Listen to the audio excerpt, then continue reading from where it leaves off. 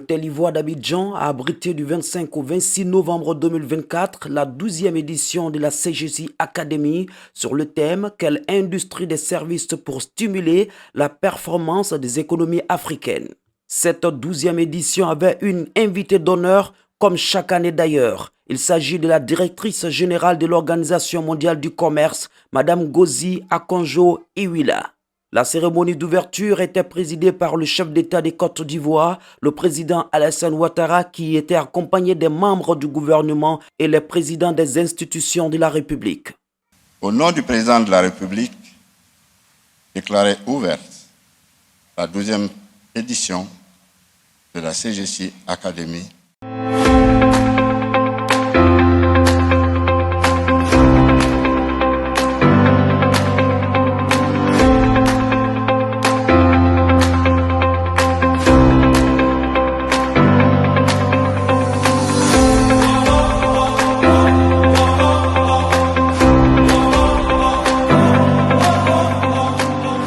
C'est une panoplie de fondateurs d'entreprises, dirigeants, cadres de grandes entreprises et de PME, des décideurs publics, des jeunes entrepreneurs de plusieurs pays d'Afrique et d'Europe qui ont répondu à l'appel du patronat ivoirien. Bien sûr, écoutez, voilà, nous quand on vient ici en tant que prestataire des nouvelles technologies, ce que nous faisons, c'est bien évidemment, nous venons écouter quelque part les problèmes que nos usagers ou les consommateurs de ces nouvelles technologies-là ont. Donc quand même, nous sommes ici quand même à deux volets. Donc la première fois, c'est de pouvoir comprendre un peu les problématiques que les entreprises, nos causes entreprises ont comme problème en termes de nouvelles technologies. De deux, nous venons aussi faire des doléances auprès de l'État pour avoir des infrastructures de qualité et connaître un peu voilà, dans quoi est-ce que les investissements sont faits. Et quand même, on a eu un panel où on parlait beaucoup d'investissements dans les infrastructures voilà, informatiques. Voilà, on parle de 5G, tout ça. Et tout ça, ce sont des thématiques pour lesquelles les entreprises doivent être prêtes à faire face éventuellement et à pouvoir profiter un peu de toutes les retombées éventuelles qui vont se donner. Il n'y a pas de raison pour ne pas réussir. Le tout, c'est d'avoir déjà une idée de projet, de croire en soi, de se donner les moyens de sa réussite. Bien sûr, il y a des difficultés. Si on n'est pas prêt à souffrir pour devenir un entrepreneur aguerri, mieux vaut ne pas entreprendre parce que ces échecs font partie de l'entrepreneuriat. Donc il faut les accepter, il faut les affronter avec les moyens du bord et avec beaucoup de persévérance, de patience. Je pense que tout vient à point nommé.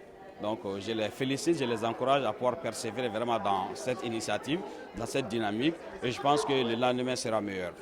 Alors déjà, je pense que c'est un succès. La preuve, ce n'est pas la première édition, donc ça veut dire qu'on voit non seulement cette initiative s'inscrit dans la durée, donc là c'est un premier signal positif. Le deuxième, c'est que justement du fait de cette inscription dans la durée, on voit bien qu'aujourd'hui le but c'est on va dire la croissance passe par le secteur privé, donc c'est ce que nous faisons ici, des entreprises, des représentations patronales permettant de créer de l'emploi, de créer des richesses et de créer des entreprises et de les développer. En fait, la Côte d'Ivoire, il faudrait le rappeler que c'est la deuxième puissance économique sous-régionale et ouest-africaine et également la 9e puissance économique africaine. Donc ce n'est pas un pays qui est à négliger, d'autant plus qu'ils ont déjà démontré leurs preuves sur le plan économique sous-régional, ouest-africaine et dans toute la région d'Afrique. Donc du coup, nous avons été très éblouis, très convaincus par les différents échanges qui ont eu lieu, les différents panels qui ont été animés par de grands experts. Notamment, on a eu l'occasion d'avoir un panel inaugural qui a été présidé par Mme Ngozi, qui est la première femme africaine la première femme et la femme africaine à occuper le poste de directrice générale de l'Organisation mondiale du commerce. Donc nous avons eu un panel inaugural très explicite de tout ce qu'on doit apporter comme innovation dans toute l'industrie des services en Afrique. C'est une très belle initiative qui a été prise par la CGC il y a plusieurs années en arrière. Et on voit que chaque année, hein, chaque édition apporte une nouveauté, une valeur ajoutée. Et bon, il y a plusieurs thèmes en fonction des années, il y a différents thèmes qui sont traités.